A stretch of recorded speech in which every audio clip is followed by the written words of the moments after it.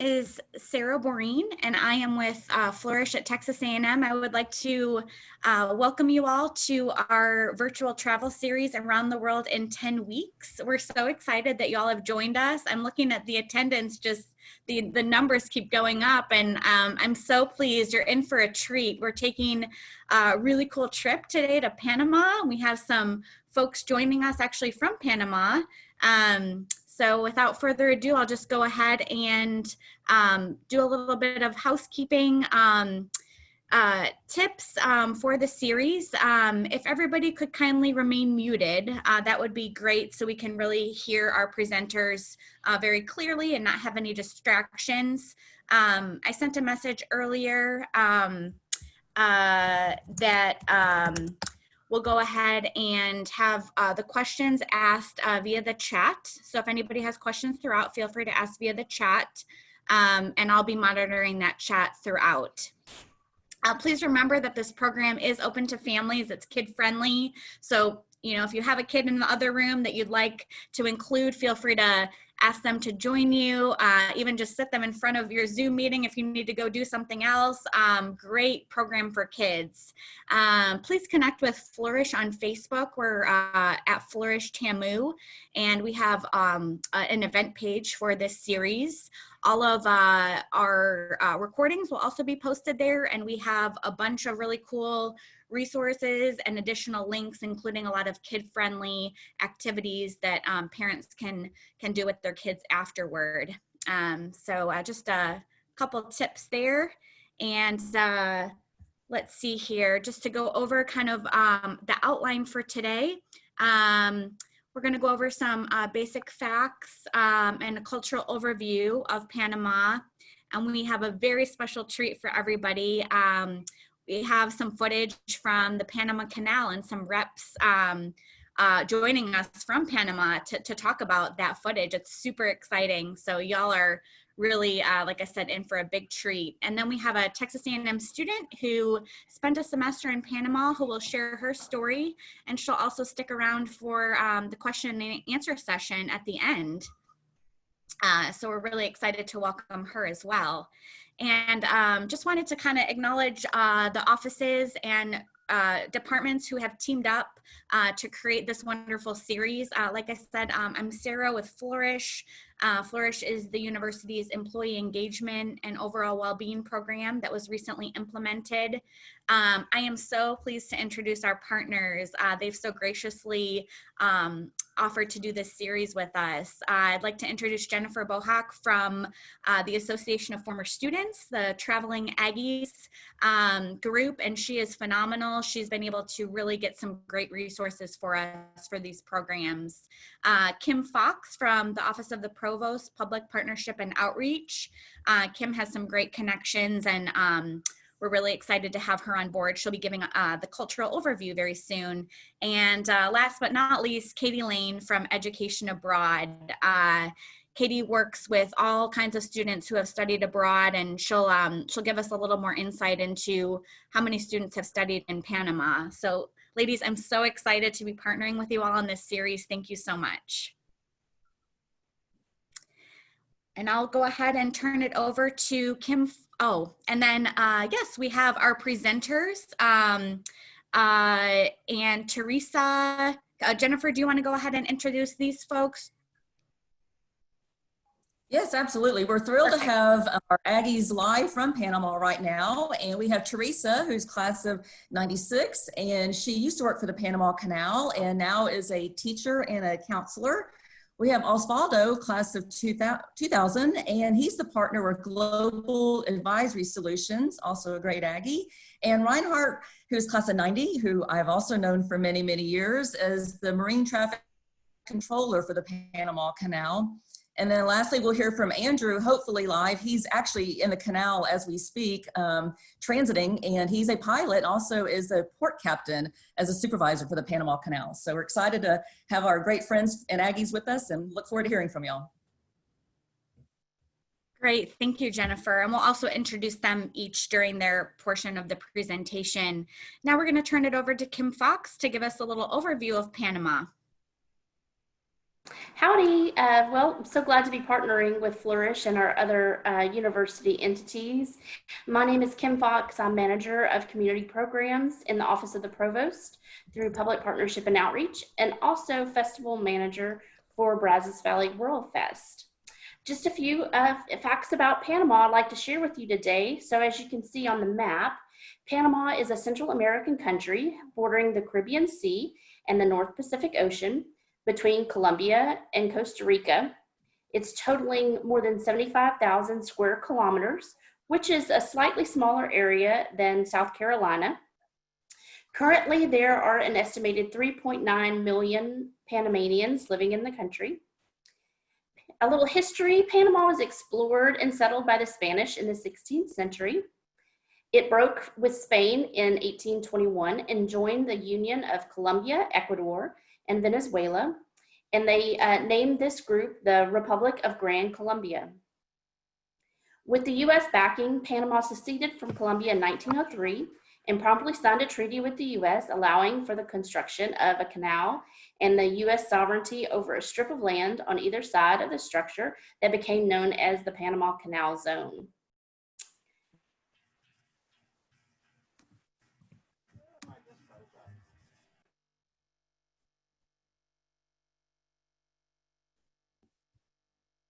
Sorry about that. Some facts about the flag. So the blue and red colors are those of the main political parties. The conservatives are the blue and the liberals represent the red.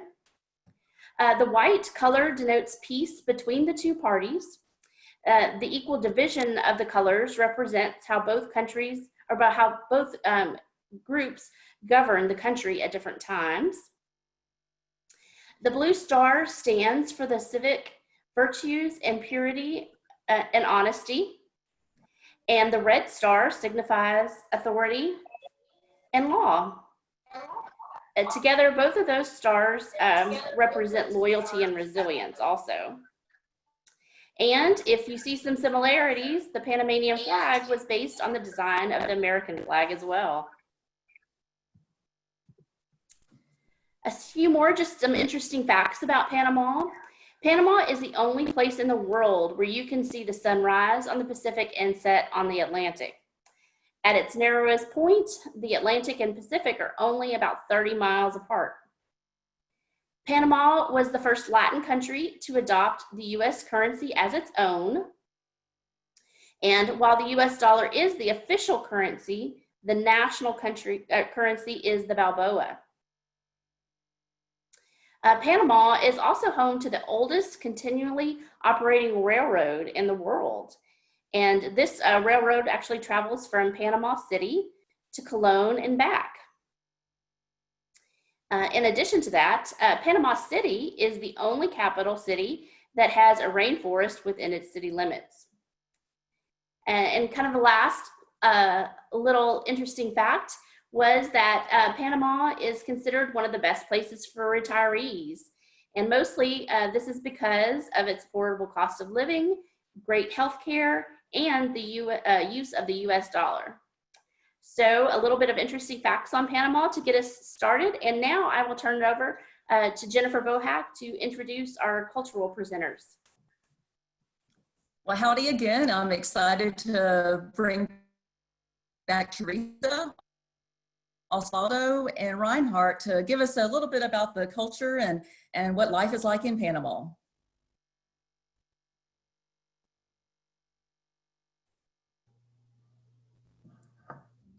There you go, got it. Well, what can I tell you? Panama is a very diversified country. You know, we got within the country itself, you can have beaches. You got mountains. It's beautiful. I mean, the nature of the country is great. You know, it's very unexploited. We try to keep it that way, even though we notice. You know, there's a lot more talk about Costa Rica being like that, but actually Panama had much more nature-wise than Costa Rica. What else? Oh, you're talking about the flag. You forgot to mention about the white on the flag. You know what the white means is the peace. Well, I guess you mentioned it, the peace between both both parties, and there was the peace was so much needed back in those days, just to make it through the newly born nation. And I don't know, Osvaldo want to talk about the city now. Osvaldo, take it. All right. Good morning, everybody, and well, thank you for joining us, like in sort of a virtual tour of Panama. Well, yeah, like Reinhard was mentioning, we do have several beaches, and I think that's probably one of the advantages of Panama being geographically positioned where it is, like an isthmus, because we have beaches on both sides of the country, and we have beaches on the Pacific Ocean and on the Atlantic Ocean. Temperatures vary, and you could travel to one beach on one day and go to a completely different beach on a different day, and have lots and lots of fun. I mean, the life in Panama is very rich in nature and beaches and waterfalls. You can travel and see a lot of the world as it used to be before. I mean, it's very untouched, like Reinhard mentioned. But at the same time, we have, well, some of the shots that are going on right now. It's part of the we call it El Casco Viejo, which is like sort of the old Panama City. We actually have the very first old Panama City. Then we have this also El Casco Viejo. It's another part of Panama City, which is colonial Panama City. And now we have shots of the actual city, the actual capital. So we have it's a very wonderful country where you can visit nature, but also at the same time have a business tourism, as they call it, because we have over 85 banks here in Panama. So we have a very large financial sector here in Panama. Our economy is very much strengthened by the presence of many international and national banks. And so again, you can have lots of fun seeing nature and being part of the world, going to a beach and then coming back to the city life and be part of the concrete jungle, if you may. I wanted to howdy everyone. I wanted to add that we know why you began your virtual tour in Panama because of our geographical position, and because it's all about location, location, location. And our national airline calls Panama the hub of the Americas because we are in the middle of the continent and we join North and South America. And because of this very particular position, not only do we have those beautiful beaches that Osvaldo was mentioning, we have the Panama Canal, thanks to our geographical position. And we are also a melting pot of cultures because so many people came to build the Panama Canal. And of course, when they saw our country, they decided to stay. Here you can see our beautiful polleras, and I'm gonna hand it over to Reinhard. I don't know if we could hear the audio for this video. Well, what you're watching right now is the Festival of the Thousand Polleras. It's our typical dress. This parade takes place every year in the countryside in a town named Las Tablas, and it was established back in November by law of 1961. The dress is elaborated by hand, and it's a complete set of dress and head ornaments and jewelry could go up to $50,000, depending on your budget, of course. And it usually is passed from generation to generation in their families. And that's pretty much about Well, I can add a little bit. I can add a little bit to that. You see the head pieces that the ladies are wearing. Those are called tembleques, and they were originally made out of fish scales, and they tremble a lot, like when they tremble and shake a lot when the women dance. That's why they're called tembleques, which is sort of like a little it's a translation of a shaking and trembling. So that's why they used to be made. That's the reason for their name. Nowadays they're more elaborate and they have a lot of beautiful pieces on top. And like Reinhard mentioned, it's a very expensive dress. It takes a lot of time to elaborate it, and it's even like a fun fact, it's one of the most expensive dresses around the world because of the way that it's made, the time that it takes to construct it. And when you do the full on, we would say the gala pollera, or the full ensemble, you have several golden necklaces that adorn the women that wear it. So it is a very expensive dress, and the shots that you were seeing, it's part of the thousand pollera parade that it's done every year, which is not aptly named because it's way over 1,000 polleras nowadays. It's I over. think, yeah, I think Teresa mentioned that last year we had 6,000, or maybe I'm just trying to remember. 6,000 polleras. So you had 6,000 women going down the parade, and it was absolutely beautiful. Well, in 2014, there were 10,000. They estimate about 10,000 polleras. Imagine that. Imagine all the time consuming for those festivities. Yeah. So hopefully one day you can come on down here and you can put on a pollera. You can ask you can go down to the province where that is made, and you can put get yourself a pollera as well. You can rent one like I did the time I went this year. And there's just so many beautiful things to do and places to visit in Panama. Like, I think you just saw a video about our coffee. It's one of the best in the world. We've won even auctions for the highest price per pound. And then our last video, I would love for you to listen to the audio, but I don't know if, Sarah, is there any way to listen to the last video on about nature, about our natural?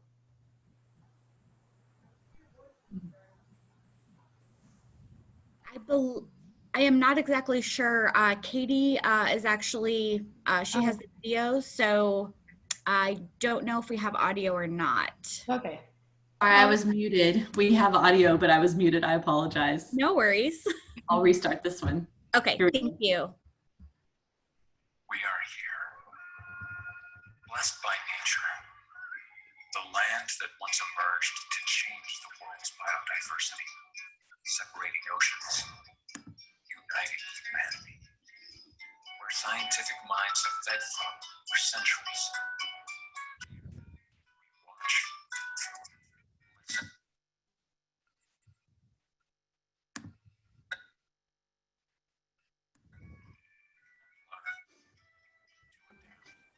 and share to understand the true nature of respect. The same nature that thrives as the world prepares for the new normal. This is our natural home. We are here. Since we changed, I'm prepared.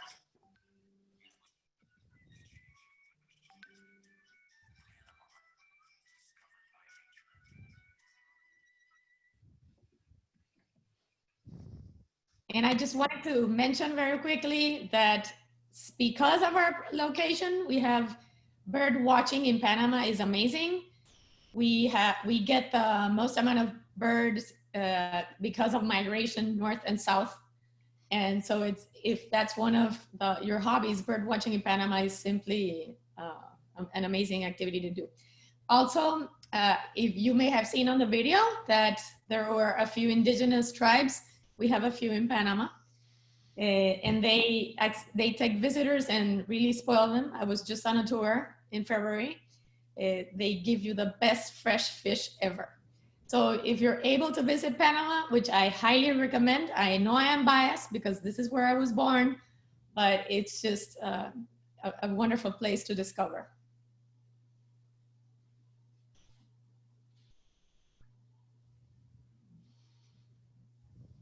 And I guess we're going to talk about the Panama Canal next. Yes, yes. I don't think Andrew has internet. He is in Gatun Locks, and I have not heard from him in a while. So if our Aggies there wouldn't mind taking over and explaining the videos that Andrew has provided. I'm here. Can you hear me? Can anybody hear me? I'm here. I don't know. Yeah, okay. Howdy, Can you Andrew, hear me? come on. Can you see me? Hey, good morning. Can you see me? What can you see? I can't, I'm not sure, operator error here. Yes, we can see you, Andy. Go ahead. We can. We see Okay, which way is the camera facing? Can you see the bow of the ship? Yes. Yes. Yes. Oh, okay, good. All right. Well, we're aboard here. This is the largest vessel that transits these days in the new locks, and this is the Lhasa Doxa. It's about 150,000 tons, and it carries about 14,000 containers. And right now, we just got out of the locks, and we're going to be following another vessel southbound, and they're just passing us right now. So I'm kind of off to the side of the road here, waiting for the vessel to go by. But this particular ship is, like I mentioned, 1,200 feet long, a little over 1,200 feet long, 168 feet in beam. So it fills up the entire locks pretty much no space left over except for the tugboats that assist it through the new set of locks. Now, in the locks, these new set of locks, for those that have been through the old locks, you can recall that there's those locomotives. Well, on these new set of locks, there are no locomotives or little trains that pull the vessel along and keeps it centered and helps it stop and move forward like in the old set of locks. In these new locks that they have constructed, we use the tugboat, one tugboat on the bow and one tugboat on the stern. And that's what we use to guide us from chamber to chamber, plus the use of the ship's engines. So today, this transit's going to take about 10 to 11 hours. We just started at about 4 o'clock in the morning or 5 o'clock. We just cleared the locks. Now we're going to continue south to Gamboa. We'll be in Gamboa by 1 o'clock. And then we're following another Neo-Panamax. That's what they call the new ships that come through the expanded Panama Canal. Those are called Neo-Panamax. And so we'll be the second one in Kokoli locks, which is the second set of expanded locks. And we should be out in the Pacific side by 6 p.m. tonight. And they're on their way to China, somewhere in China. They did the east coast of the U.S., Charleston, Savannah, Norfolk, and New York. And then they will be proceeding to China once they get out of Kokoli locks. So on the north end of the canal, or the Caribbean side, the Atlantic, we have the Agua Clara locks. That raises us up to about 85 feet. Actually, it's 81.2 as of today because there was a drought. But we've had several good rains lately, and I've been following the water distribution closely because we were getting real low. I mean, we were almost down below 80 feet. Almost, it got down to 80 feet. And when I say 80 feet, that refers to the lake level in reference to sea level. So the vessels are raised in this condition 80 feet. And the nominal height of the lake should average about 85 feet. And with the expanded canal, they've made modifications so the lake level can get to an ideal level of 87.5 feet, about 88 feet. So that would be the maximum lift and return to sea level once you cross the lake. Jennifer, you want me to go over the basics of how the canal works, the source of what runs the canal, and what others? Does anybody have any questions? Yes, there's a question for you, Andy. Faith is asking how often you make this journey. How what?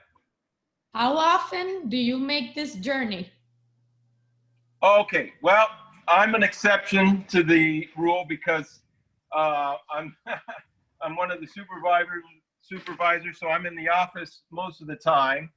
And as the canal port captain, most of my time is in the in the office. And then on my schedule, I do about 4 transits a month. But the normal pilot that is not in the office, they work about 4 transits a week.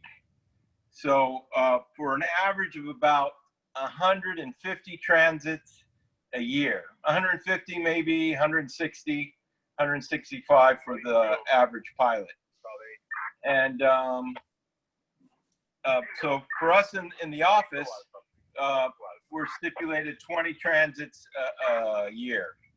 So on my, but we do some transits here and there for special cases. But normally we do about 20 a year for the supervisory pilots.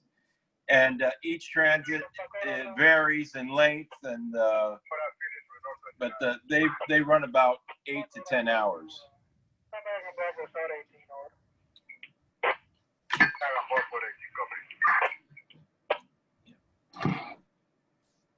Yeah, that's the vessel right there. Andrew, they have another question for you. Yeah. Leslie asks, who controls the locks? What kind of cargo? Say that again. Who controls the locks? I don't understand. What do you mean? Who controls the locks? Yes, Leslie, we have many people who manage the system. For example, Reinhard, who's here on the call with us, he works from the Marine Traffic Control Center. So he's able to coordinate the logistics of the transit. And then we also have locks masters. I don't know if we were able to, that's part of the locks, if you see the photo. And then through Panama, we get all kinds of cargo. The ship that Andy is on right now, I'm guessing it is a container ship. Can you explain a little bit more, Andy? Yeah, okay, yeah. So there's this vessel has a potential to carry 14,000 20-foot containers, and including refrigerated containers. And you can imagine the type of cargo that's on here is varies. Generally, the crew has no idea what's in the containers unless it's hazardous material. Then they have a better idea. But it can be anything from household goods to frozen seafood, meats. So whatever you can fit in a container, basically, which differs from a tanker, obviously, that carries petroleum products or chemicals, and which differs from a car carrier that carries cars. So there's a vast variety types of vessels, and we get them all here in the canal. Andrew, we have one more question for you that came in. How long does it take for a ship your size to transit from entry to exit? Yeah, this particular vessel is going to take about 12 hours to go through. 12 hours from start to finish. Thank you.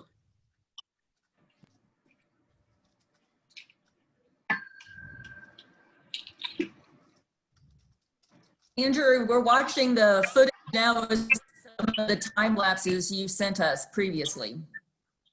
Okay, yeah, there's the submarine. That's a submarine, a US 688 Los Angeles class submarine. Those are interesting always to be on board there. So,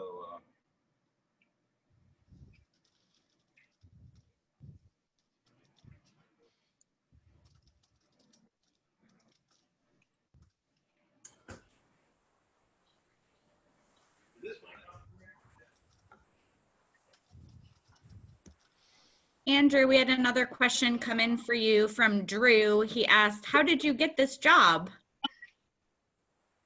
okay, well, that goes back a few years ago.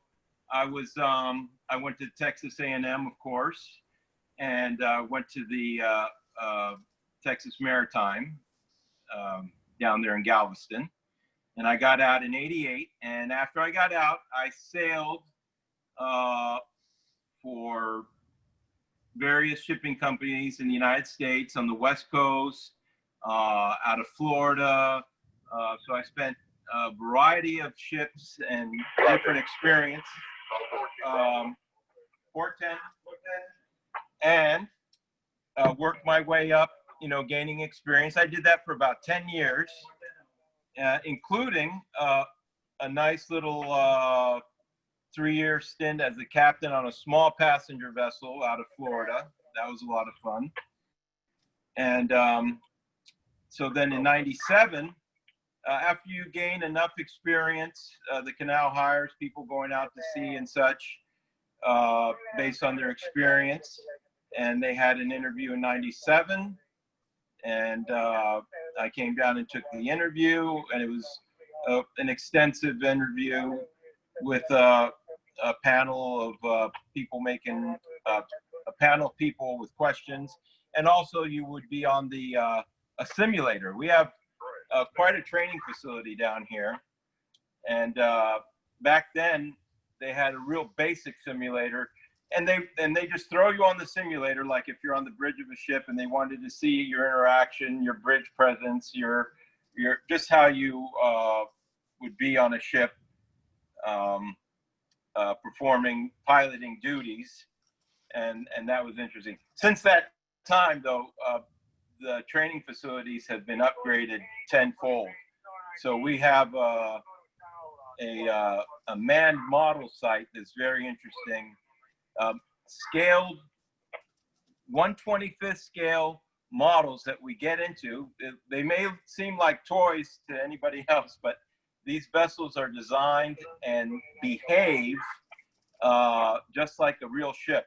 And we have a course over there by the middle of the canal in this lake, and we practice maneuvers, emergency procedures, and entering the locks. And it's quite an impressive facility. Thank you so much, Andrew. We have more questions coming in, and I'm hoping you can speak to these. Do you get on board the submarines and pilot them as well? Yeah, everything that comes through the canal requires a pilot. That time lapse that you saw, that was me. I was on that submarine. So everything that comes through here takes a pilot. There's no exceptions. And so that's how we are able to move so many ships through here safely. And just a little bit of background about piloting. It's probably one of the oldest professions around since the nautical times of the Greeks and the Romans, or even the Phoenicians, or before then. I can't remember. I read something about piloting, and back then, you know, if you had an incident, I think they beheaded you. But the terms are a lot more reasonable now. But here in the canal, we have an excellent safety record. And it's due to the high quality of personnel that are working in the canal, and the extensive training and the experience that the personnel provide.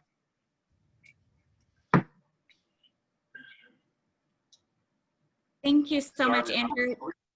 We do have a, sorry, we do have a couple more questions. We're getting asked how many locks are in the canal, and do you still use the old locks? Okay, yeah. So the old locks, over 100 years old, those locks are still in use, and they provide the bulk of the ship traffic. They're still in use. So let's start from the north side of the canal, working our way to the Pacific, or to the south. In the north side, there's Gatun locks, and that's one set of 3 chambers, all bunched together, 3 chambers or 3 steps. And also the expanded canal adjacent to the Gatun locks, east of it, about half a mile, are the expanded locks of Agua Clara. So, and that's also 3 steps. All right, so that's all in the vicinity of, oh, we're all done with that. Yeah, thanks. So that's all in the vicinity of the Atlantic side. Then we go through the lake and down to the Pacific set of locks, and that consists of Pedro Miguel and Miraflores in the old set. Pedro Miguel is just one step, one chamber down. You cross a small lake about a mile long, and then you get to Miraflores locks, which is 2 chambers or 2 steps down. And then again, to the west of the old locks is the expanded locks of Cocoli, and that is 3 sets of chambers or 3 steps down, the new expanded locks.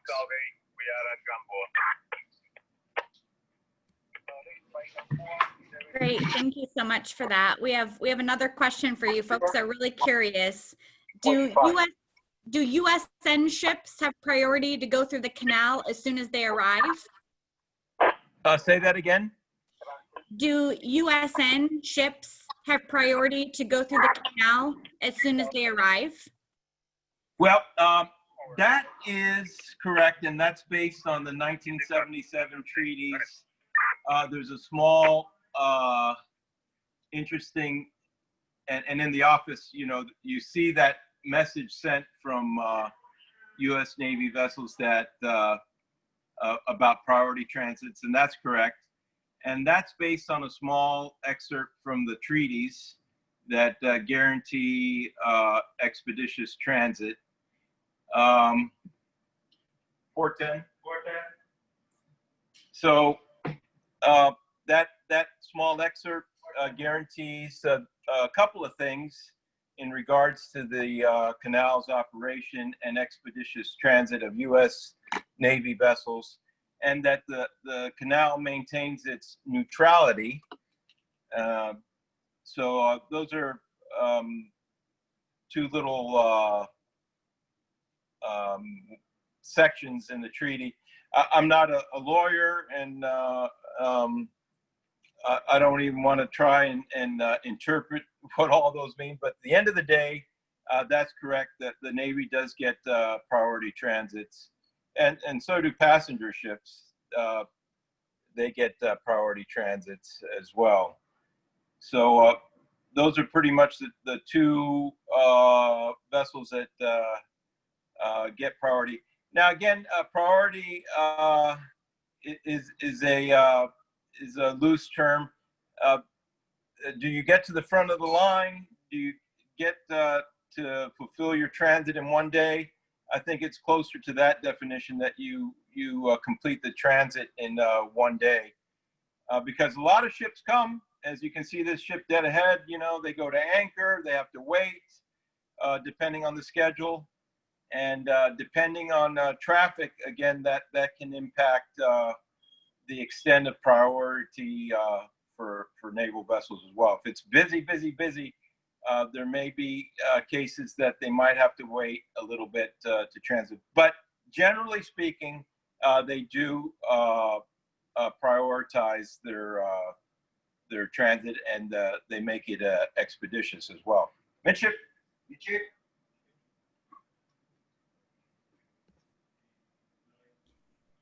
Thank you for that. Thanks for answering all these questions. Folks are so curious and so excited that you're right there and, you know, working as you're talking to us. This is pretty amazing. So thanks to Jennifer for getting this queued up. Starboard 10. Yeah, well, I practice multitasking, which, you know, driving and drinking coffee and eating a sandwich at the same time. I've always done that as a kid, so even on my bicycle.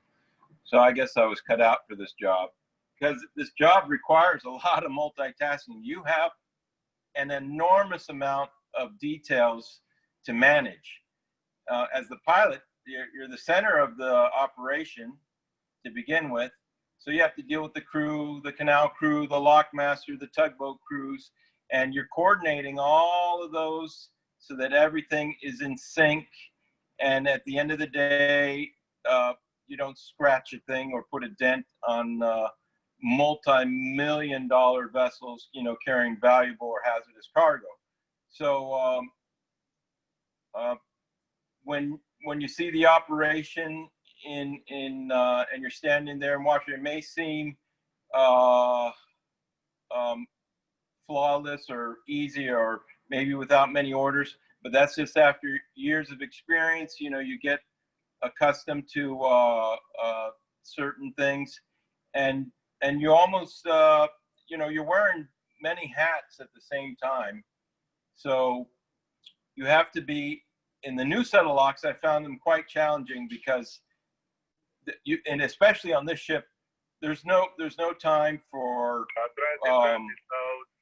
secondary distractions at all, because there's only 5 feet of clearance here, and there's no locomotives keeping you off the wall. Steady.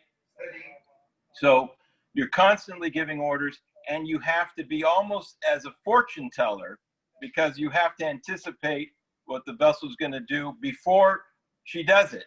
So you have to be anticipating that, because here, any kind of lateral motion or any kind of a change of heading, even half a degree, then you're going to make contact with the wall. Therefore, you're guessing 2 ends of the ship at the same time to keep it parallel and straight and off the cement walls. Steady as she goes there. Yeah. So that requires a lot of concentration, a lot of forethought and anticipation. A lot of anticipation, a lot of patience, and you're working a lot of things at the same time. I prefer working in the new locks myself. They only let me, as a supervisor, I can only work in the new locks. It's kind of we're not allowed to work in the old locks, because the new locks are here, and as supervisors, we're to lead the way in where we work.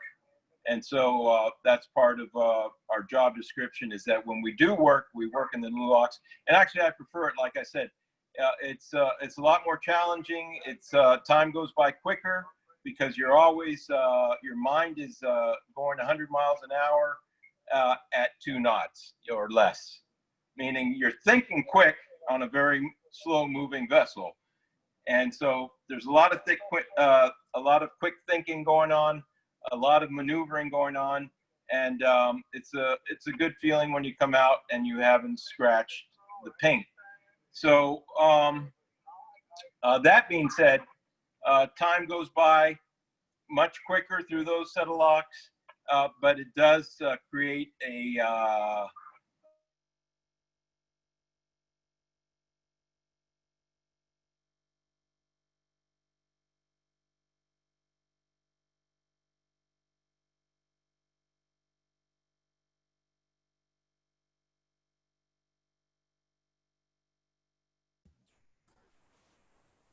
We might have lost Andrew. Andrew, are you still there with us?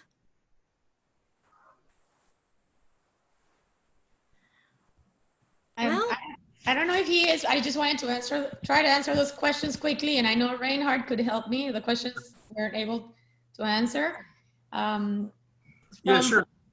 Since I've been on several transits while I was working at the canal, during the hours that they're crossing the canal, pilots are basically, like Andrew was saying, that it's very stressful as you're going through the locks. So there's no, although he's really good at multitasking, it is a very stressful job. And so it gets a little easier as the ship is going across the Culebra Cut, which is the narrowest section of the Panama Canal, and then across the lake if the ship is going northbound. Also, you were asking about the recycling of water. It's actually, we reuse the water. Now, the current locks, even though they're much larger than the old locks, they use 6% less water. So we're able to reuse 60, I think it is, or Reinhard, could you help me with those numbers? Because it has been a while. What's the percentage of water that we're able to reuse? I'm not quite sure, but I think it's not that much. I mean, it is a lot better than before, but I think it's probably about 70% per chamber, probably. So okay. I'm looking at what, maybe 40% or something like that. Okay. But And then you were asking about living in Panama. Yes, Andy does live full-time in Panama. Living here as an expat, there are many things that are favorable. For example, medicine is, we have very good medicine and hospitals, especially it's been challenging right now with the situation, but we also have a very popular retirees spot. It's called Boquete. It's up in the mountains, and this is where our famous coffee comes from. And about the severe weather, does severe weather hamper the canal activities? I have to say that since I started working, when I started working at the canal in '97, just like Andy, the canal only stopped once for a flood that we had on, and I remember it was December 8th, 2010. And this is because we had so much water from the rain, but it's the only time. The canal works 24/7 and it doesn't stop, not even for Christmas. So, okay, Andy, are you back? No, I don't think so. No? Okay, I thought you. Andy, Well, speak up if you're back. And I guess it's now over. No, well, we do have some times. If I may. Where did I get cut off at? I didn't realize I was talking into midair there. Did I get cut off at an important part? I tried to answer your questions as best as I could. Do you remember how much water we reuse in the new locks? Well, I know it's 52 million gallons for the old, so 7% less than that, whatever that number is, right? Okay. So, thank you. but for weather, we do get fog here and heavy rain, and that makes just a little more the job a little more hazardous during fog and rain conditions. Teresa, I was talking before about. Do you know where I got cut off at? Did I leave anything out? I can talk about that. Not that I know of. I think Paul is asking if we have thrusters in the locks. If we have what? Thrusters? Thrusters? Oh, if the ships have thrusters. Yeah, some ships have thrusters. This one has thrusters. Some don't. Like this ship that we're meeting right now does not, the dry bulk carriers. Some have more thrusters than others. But generally, most ships don't have them. Bow thrusters, even some have stern thrusters. And I think now we're going to lead the presentation on to the next set of speakers. Thank you so much, Andy and everyone, for all the details about the Panama Canal. It's truly a world treasure and so amazing to see the ships transiting live. So thank you for that special privilege. We really appreciate it. My name is Katie Lane again, and I work in education abroad. I had my first international experience as an A&M student interning with the Panama Canal. So I got to see it firsthand back in 2001, and it was a tremendous experience for me to be there all summer. I do want to mention that Texas A&M University is the #1 university for sending students abroad, and that's for the past 4 years in a row.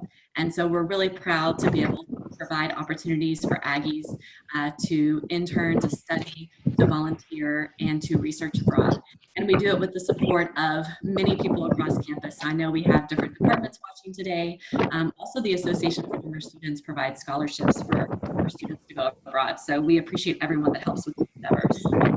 For Panama in particular, actually, in the last 10 years, we've had 750 A&M students travel to Panama. Most of them are going for shorter trips. In fact, over 400 of these 750 students are going to volunteer or do service learning.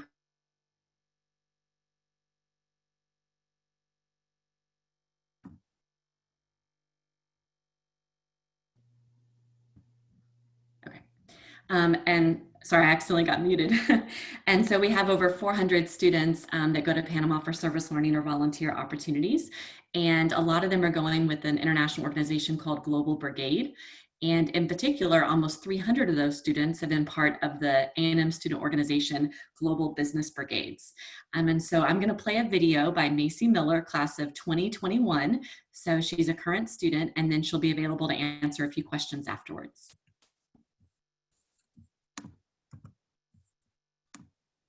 Howdy, my name is Mason Miller, and I'm president of the Texas A&M chapter of Global Business Brigades. Today, I look forward to telling you more about Global Business Brigades, as well as share some photos, videos, and memories from my time as a participant in this year's 2020 January Brigade. Global Brigades is the world's largest student-led global health and sustainable development organization. Specifically, Global Business Brigades works to empower economic development by providing financial literacy education along with business development for small business owners. Each year, Texas A&M sends about 25 students to Panama to help further these efforts. This past January, I had the opportunity to